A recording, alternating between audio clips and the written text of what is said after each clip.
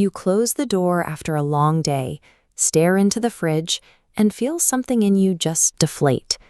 It's not necessarily sadness, it's a heavy, quiet emptiness. Many people mislabel this deflation as a personality flaw or laziness, thinking they haven't done enough during the day to justify being this tired. But the scale of solo living has shifted radically. Since 1940, the share of one-person U.S. households has risen from 7.7% to over 27%.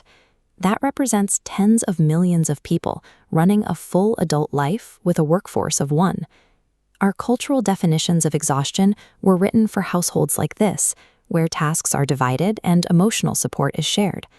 When you live alone, you are carrying a structural load meant to be distributed across an entire family. Every domestic role, from the cooking and cleaning to the long-term planning, lands exclusively on you. This fatigue is driven by a psychological mechanism called decision fatigue.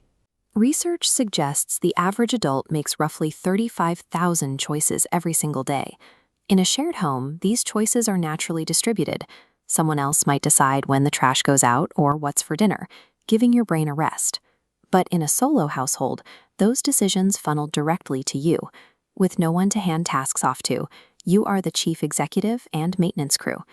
When cognitive resources run low, your brain enters survival mode. You begin to avoid complex choices and default to whatever requires the least mental effort. Feeling overwhelmed by minor tasks before dinner isn't a failure of willpower. It is how the human brain functions when running at maximum capacity. This exhaustion is the predictable biological result of operating a full household operation with a staff of one. Beyond the cognitive tasks lies the invisible weight of emotional self-support. In a shared living space, others often absorb a fraction of your daily distress. A housemate who makes tea or a partner who listens to a complaint provides an external source of replenishment. When you live alone, you must experience the stressful moment and simultaneously act as the sole emotional first responder to manage it. You are providing your own support entirely inside your own head. Burnout develops when this emotional output consistently exceeds external replenishment. If you are always managing your own state without a break, your nervous system can't fully relax. What looks like a quiet evening at home is actually a third shift of psychological labor, where you are perpetually on call. Solitude itself is not a health risk. The issue is a structural mismatch. A life designed to be shared is instead being operated by a single person, with no support system available to absorb the weight. Managing this requires ruthlessly reducing daily micro-decisions. By automating your routines, you preserve your cognitive energy for the things that actually matter.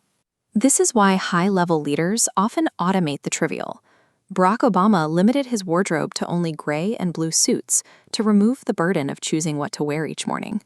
Mark Zuckerberg follows a similar principle, utilizing an identical gray t-shirt to keep his brain on autopilot during routine morning hours. Because emotional recovery requires validation and acknowledgement, social connection acts as a vital resource for solo dwellers. It provides the external replenishment that internal processing cannot generate on its own. The freedom and quiet of living alone are deeply valuable, but recognizing the immense, invisible weight of running that life alone is the first necessary step toward finding genuine rest.